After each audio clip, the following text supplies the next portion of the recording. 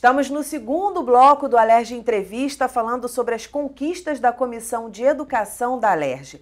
Deputado, no bloco anterior eu deixei uma pergunta no ar. Qual a vantagem da municipalização do ensino fundamental? Olha, é organizar melhor a matrícula, organizar melhor as redes e os sistemas de educação. Então, a partir do momento que o município fica com a prioridade da oferta do 1º ao 5º ano, o Estado se desobriga de oferecer essa matrícula, não de estar atento a essa matrícula. Como eu lhe disse, o espírito republicano, né, e federativo, o Estado tem que atuar de forma complementar nos municípios mais fracos. O papel do Estado, que é um ente mais forte, né, é equilibrar a capacidade dos municípios na oferta dos serviços públicos essenciais, dentre eles a educação. Então, o espírito da LDB, né, da Lei de Diretriz e Bases da Educação, chamada Lei Darcy Ribeiro, foi apenas organizar melhor essa oferta. Nós fizemos um reforço desse espírito da LDB na Lei 4528. Até 2015, aqui no Rio de Janeiro, esperamos que toda a matrícula de 1º ao 5º ano já esteja sob a responsabilidade dos municípios, não mais do Estado. O Estado, dessa forma, se concentra em organizar melhor o currículo, a oferta, qualificar melhor seu pessoal, ter um projeto de mais qualidade no segundo segmento do fundamental, que é o antigo ginásio, sim, do 6º ao 9º ano, a escola de 11 a 14 anos, junto com os municípios, aí a oferta pode ser junta dos municípios, e o ensino médio. Então, a nossa lei de 2004, sancionada em 2005 pela ex-governadora Rosinha, ela tratava dessa organização de forma muito clara. E essas datas, o que foi interessante é que essas datas foi um pacto que nós tivemos aqui durante um mês de debate com os secretários municipais de educação. Eu acho fantástico quando se dá data, né? Porque parece que é uma coisa, quando se estabelece uma data para aquele processo se desenvolver, se estabelece mesmo o prazo que se espera daquilo. E eu acredito, eu não sei, mas como cidadã e leiga nesse assunto, eu acredito que isso facilite o trabalho, porque você tem uma meta, você tem um ponto lá, não é? Vamos fazer, mas vamos fazer até facilita tal data. O acompanhamento, facilita a cobrança de responsabilidades. E como eu lhe disse, 2015 não surgiu do nada, não. Nós demos 10 anos, você vê a lei é de 2005, nós demos 10 anos, pactuado com os secretários municipais. Nós tivemos aqui nas nossas audiências, naquele ano, mais de 80 secretários municipais de educação. Nós queríamos saber do gestor municipal qual era a capacidade do município em absorver aquela matrícula. Não, e bom ressaltar que são 92 municípios, então a presença de 80... Mais de 80, foi maciça a presença. Tanto é que a municipalização não tem traumas. Tem trauma quando o gestor de plantão, como muda muito o secretário de educação no Estado, então cada um às vezes quer acelerar de uma forma menos adequada. E o espírito da nossa municipalização é garantir o quê? Que o menino que começou o seu projeto pedagógico na escola do Estado, que ele tenha a conclusão garantida na escola do Estado. Não pode ter uma interrupção de projeto pedagógico. Os projetos são distintos. Pode chegar um secretário novo que é para de um ano para todo mundo, para a escola do município. Não, o menino que está no 2º ano, ele tem que ter garantia da execução do projeto pedagógico todo. Mas eu diria, olha, a lei do sistema, a lei de responsabilidade educacional que vocês acompanham, né, que faz com que os gestores de educação, todo final de ano e início do ano, aqui estejam. Fazendo balanço, isso é uma lei, falando balanço para a sociedade, apresentando pela TV Alerj. Não, e o mais interessante é que desse balanço participam também os outros elementos da ponta, professores, alunos, auxiliares, aberto, alunos, para interagir.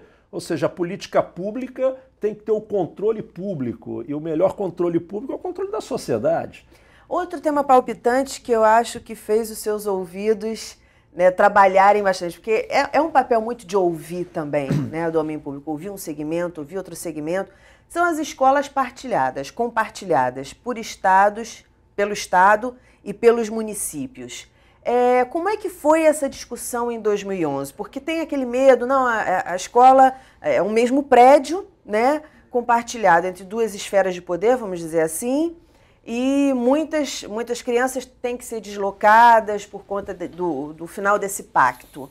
Como é que foi essa discussão? Olha, isso é uma coisa até curiosa, né? Porque é um exemplo que tem um simbolismo enorme de que a coisa pública podia funcionar melhor. né? O prédio é público, não interessa que seja público municipal, público estadual, público federal, o contribuinte é o mesmo.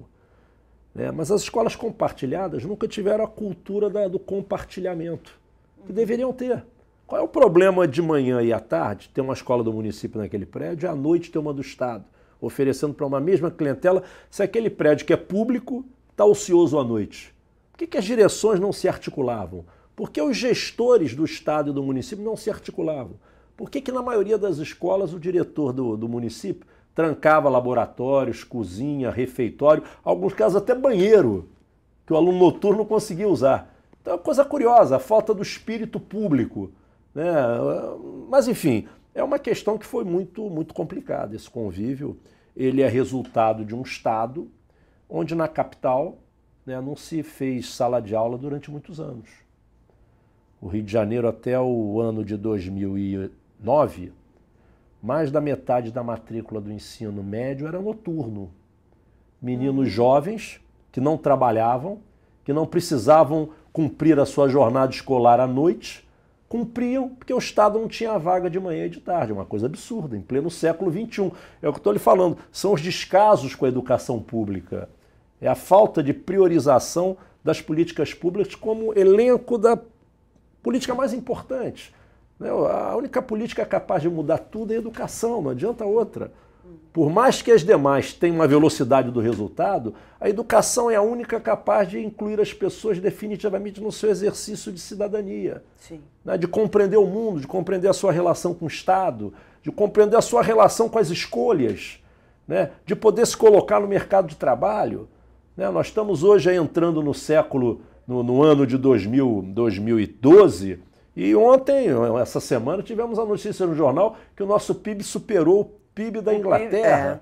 Nós somos a sexta economia mais poderosa do mundo e temos 50 milhões de brasileiros acima de 14 anos sem o fundamental completo.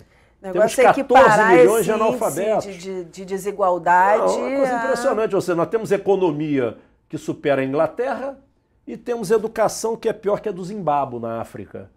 Né? Ou seja, o Zimbábue na África, que eu não sei nem se tem economia, não sei nem qual é o ranking do Zimbábue na economia mundial, mas deve ser um dos últimos lugares, mas o Zimbábue consegue ter uma taxa de escolarização e de analfabetismo melhor que a do Brasil. É o que eu chamei no primeiro bloco do passivo educacional. Nós não temos ativo, nós temos passivo. Aí você tem uma sociedade com uma série de problemas, mais violenta, com menos oportunidade nesse novo mundo do trabalho, as pessoas sem compreender, né, o que podem exercer no seu dia a dia. Educação é grande transformação. A luta por educação tem que ser uma luta da sociedade.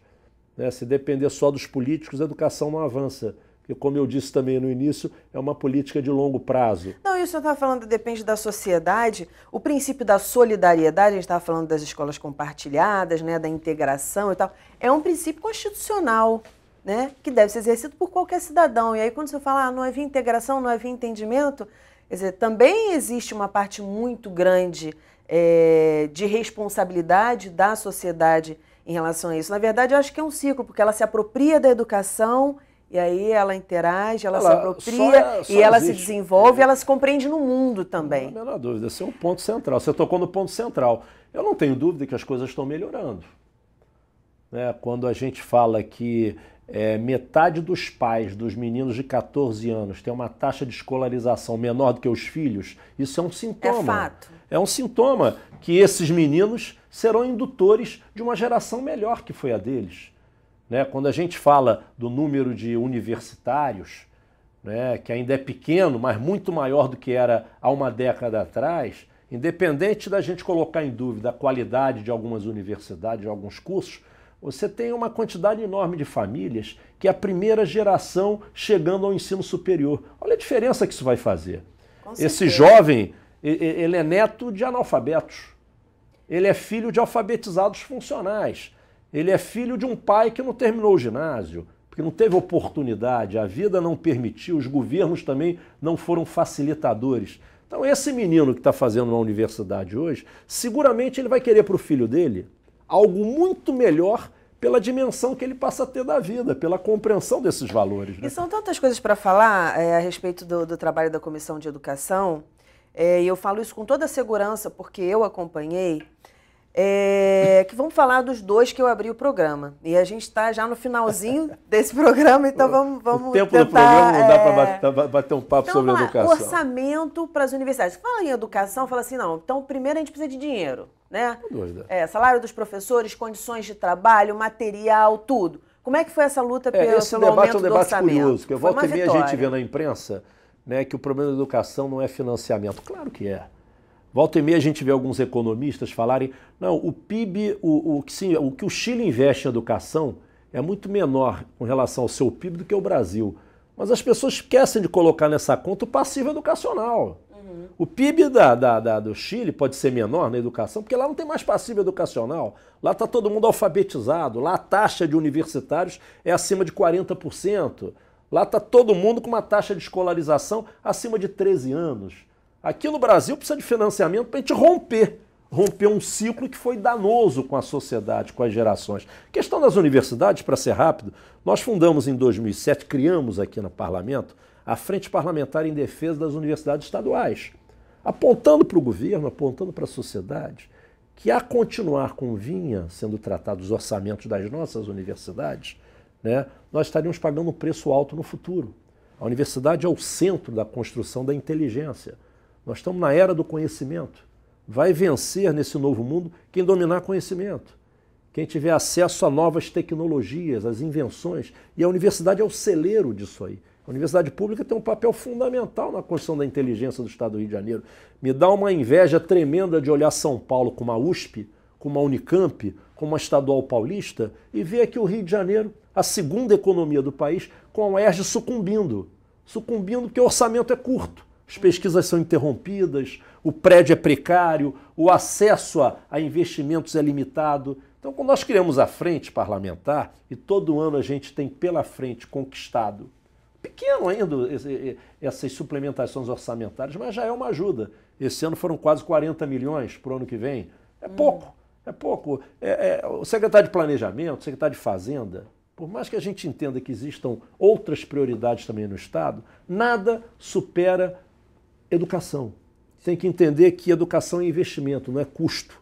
Enquanto eles continuarem entendendo que educação é custo, é despesa, não é investimento, nós vamos continuar rateando nessas políticas que poderíamos estar muito mais avançadas. A nossa UERJ podia ser a nossa Unicamp. A nossa estadual do Norte Fluminense, a UENF, podia ser a nossa estadual paulista. Universidades que estão no ranking aí das melhores universidades do mundo. Quando você pega as 300 melhores universidades do mundo, as paulistas lá estão. As fluminenses não estão. Não estão por quê? Porque falta investimento, falta compreensão do Estado, do papel dessas universidades. Instituto Benjamin Constant, a ameaça de fechamento, a comissão trabalhou em cima disso, o ensino das pessoas com deficiência visual está garantido. Nos últimos minutinhos que a gente tem, deputado, como é que foi essa briga, vamos dizer assim? É uma dúvida, não pode se haver uma confusão do desejo da rede inclusiva, da escola inclusiva, e não se considerar as escolas especiais. Até porque cada menino com a sua deficiência própria merece um diagnóstico diferenciado. A escola inclusiva, que é a escola que você pretende, dentro da nova concepção pedagógica da inclusão, colocar na turma de alunos ditos normais, alunos com portadores de deficiência, tá? Aquilo acelera a inclusão deles, melhora o autoestima, há um envolvimento, mas tem que ser com muito cuidado. As nossas escolas, a maioria delas não estão preparados nem para os incluídos, quanto mais para os excluídos. Então aquela grande reação, não só dos institutos centenários, o Benjamin Constant é um instituto centenário, ou seja, é uma escola de formação, de qualificação de mão de obra para tratar deficientes visuais. Mas é fundamental, quando a sociedade grita, ter um apoio no parlamento. Não há menor dúvida. E nesse sentido, a sociedade encontrou apoio no parlamento. Eu acho que não só nesse tema, como em todos. Vocês aqui acompanham esse parlamento. Quando a sociedade grita... Está falando especificamente esse, claro. Mas quando a sociedade grita, né? Essa casa aqui é a casa do povo. Né? Cada um faz a sua reflexão. Pera lá, eu acho que eu estou pensando algo diferente do que a sociedade deseja. Ali foi um belo exemplo. Né? Não só aqui para o nosso parlamento, como o parlamento federal. E é muito interessante ver isso. Nós tivemos uma audiência pública no plenário que você cobriu, tinham mais de 600 pessoas. É um tema importante, um tema que mexe com a vida de pessoas. E o Estado ficou muito tempo ausente desse atendimento. Né? Esse atendimento ficou restrito às famílias, que lutaram muito, e algumas instituições. Por isso que me dá uma dó tremenda quando vê as pestalozes sucumbirem, as APAES sucumbirem, a falta de compreensão do homem público na execução do seu orçamento. Essas instituições, elas durante a história toda brasileira foram as únicas que o Estado nunca assumiu essa sua responsabilidade de garantir a inclusão àqueles portadores de deficiência. Isso ficou a cargo das famílias. O Estado sempre deu as costas para esse pessoal. Então, essas instituições elas precisam ser tratadas com uma atenção mais do que especial. Botar um recurso na PAI, botar um recurso numa Pestalozzi, no Benjamin Constant, é obrigação do poder público brasileiro, porque elas, durante toda a nossa história, foram as únicas que carregaram, né, um projeto para atender essas pessoas. Bom, deputado, muito obrigada pela entrevista. Sucesso aí na continuidade do seu trabalho. Estarei lá vendo tudo. Prazer é todo nosso. Um bom ano para todos vocês.